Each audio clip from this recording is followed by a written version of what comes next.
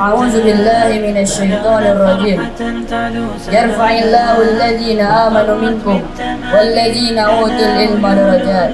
وعن أبي درداء رضي الله عنه قال سمعت رسول الله صلى الله عليه وسلم يقول من سلك طريقا يبتغي فيه علما سهل الله له طريقا إلى الجنة.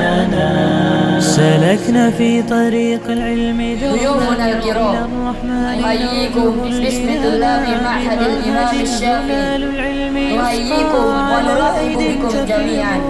السلام عليكم ورحمة الله وبركاته. Para hadirin yang berbahagia, pesantren Imam Syafi'i di usianya yang sudah 17 tahun telah meluluskan 11 angkatan di tingkat aliyah.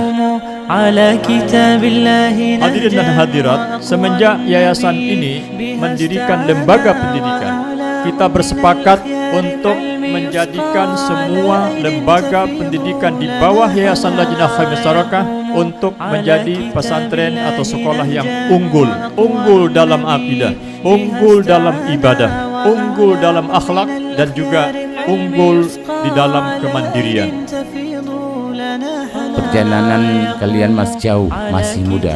Jadikanlah kalian kebanggaan orang tua, kebanggaan agama, kebanggaan nusa dan bangsa.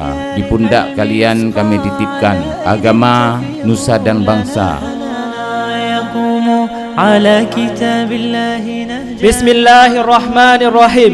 Surat Keputusan Pimpinan Pesantren Imam Syafi'i Sibreh nomor 14 tahun 2024 tentang penetapan nama-nama santri yang dinyatakan lulus dari Pesantren Imam Syafi'i Angkatan 11 tahun pelajaran 2023-2024. Lulusan Pesantren Imam Syafi'i Angkatan 11 tahun pelajaran 2023-2024 berjumlah 40 orang. بخير ذكر وبالقرآن أعمرنا ربنا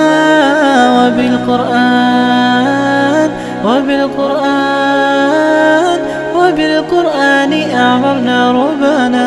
نهلنا من معين النور حتى بلغنا فرحة تعلو سمانا وقرت بالتمام لنا عيون بفضل الله قد نلنا منانا بفضل الله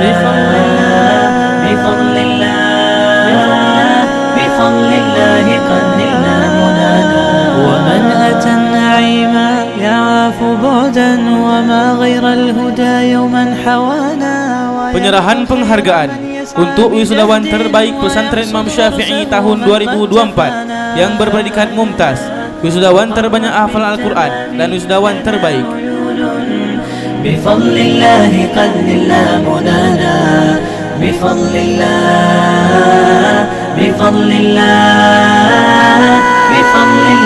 قد نلنا منانا.